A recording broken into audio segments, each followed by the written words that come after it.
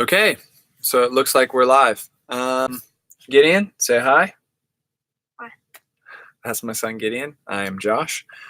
We are trying to learn how to play D&D together. I love playing D&D, but I don't know how to DM, and I want Gideon to know how to DM. So we're gonna try to read through the Dungeon Master's Guide together and discuss it. All right, so I'll start. Just a small read. I'm gonna read the intro to Chapter 1, A World of Your Own. I already did that. Yeah, we did. We did already do it, but I'm going to take it. I'm going to start over and we're going to start in smaller pieces because I think I made the videos too long and too big before. Ready? Okay. Chapter 1, A World of Your Own. Your world is the setting for your campaign, the place where adventures happen. Even if you use an existing setting, such as the Forgotten Realms, it becomes yours as you set your adventures there. Create characters to inhabit it and make changes to it over the course of your campaign. This chapter is all about building your world and then creating a campaign to take place in it. That's pretty straightforward, right? So it tells us that the point of this chapter, which is a pretty big chapter, chapter 1, the whole point of it is how we build our world and then how we create a campaign to take place in it as dungeon masters, right? Okay, so then it's got like this intro section, the big picture. This book, the Player's Handbook, and the Monster Manual present the default assumptions for how the worlds of D&D work. Among the established settings of D&D, the Forgotten Realms, Greyhawk, Dragonlance, and Mystara, they don't ever stray far from those assumptions. Settings such as the Dark Sun, Eberron, Ravenloft, Spelljammer, and Planescape venture further away from that baseline. As you create your own world, it's up to you to decide where on the spectrum you want your world to fall. Got it. And okay, so we've kind of got, like, it's basically telling us these other attempts at like, they're basically modules. These other modules, which are, worlds that get built and so that you can play campaigns in them. They basically take place within the rules of the world with these books here, but some of them venture out a little bit further, and it's kind of up to you what you want to do. That's basically what they're saying.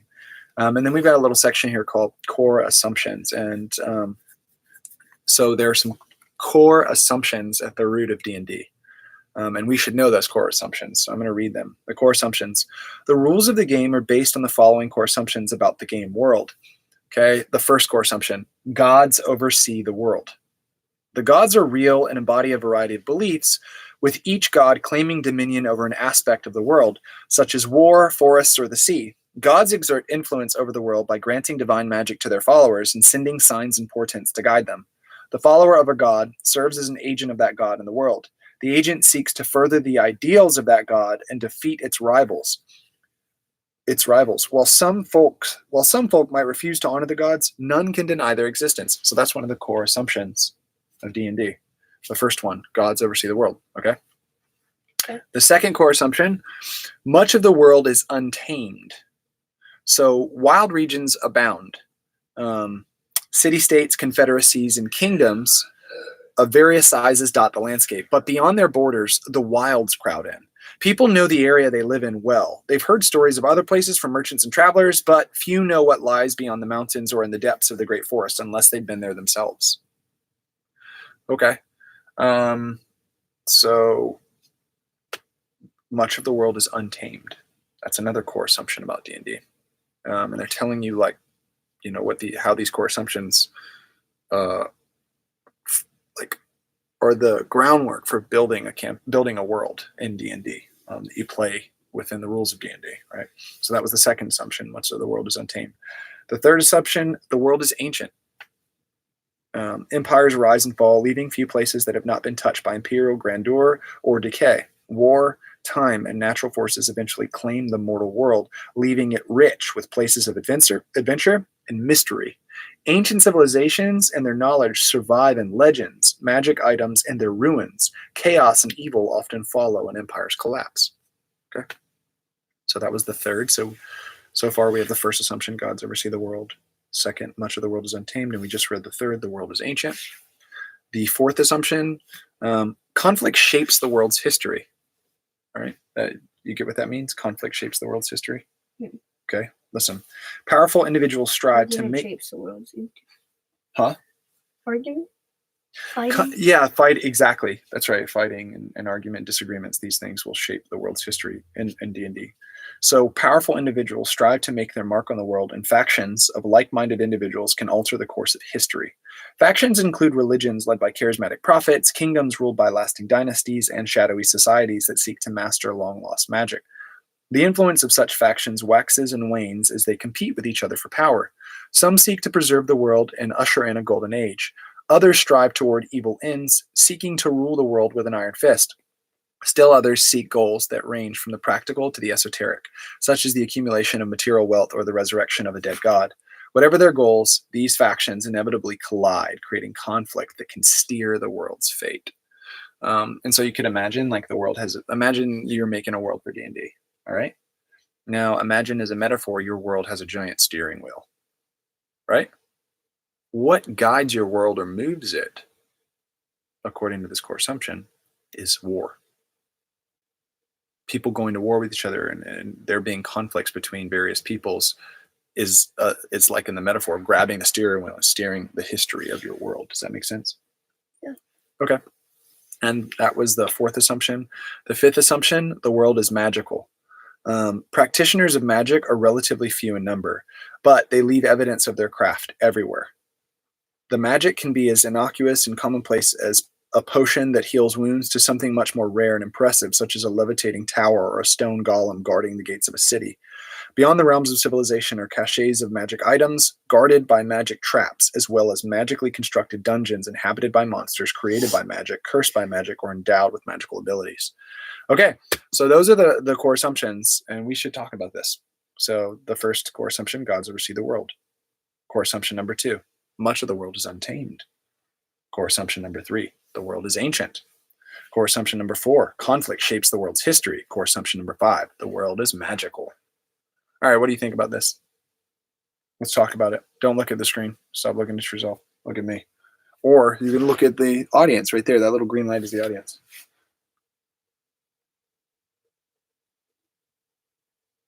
I look at you at the screen. So what? I look at you at the screen. Oh, okay. You're trying to stare in my eyes at the screen. Okay.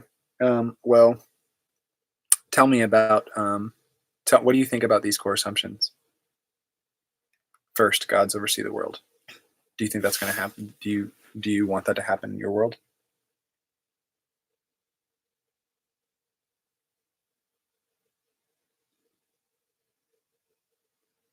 As you're thinking about the answer, in my world,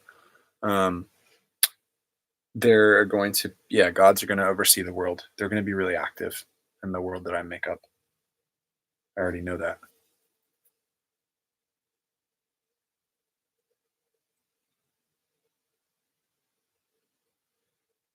I don't know.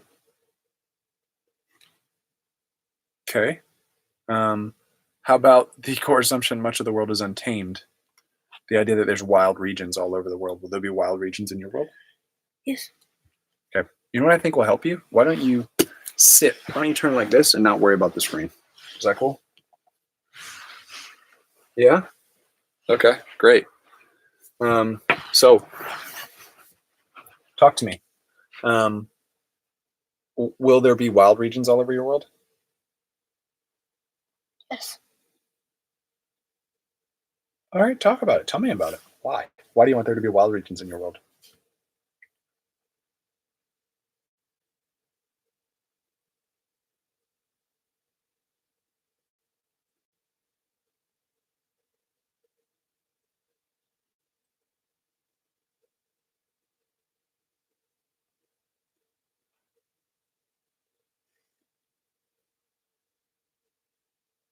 All right, I'll move on. The world is ancient, conflict shapes the world's history, and the world is magical. Yeah. Okay, talk to me about it. Which one of these things do you want to talk about? Pick any of them. What's the most interesting for you to talk about right now?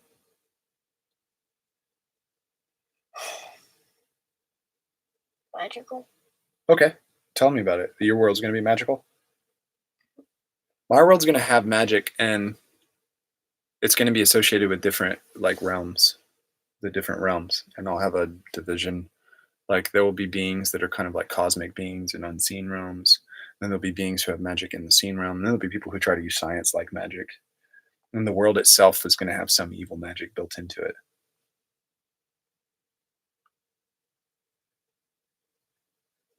Okay. Wow, you were full of discussion today. Are you excited to be able to build your own campaign?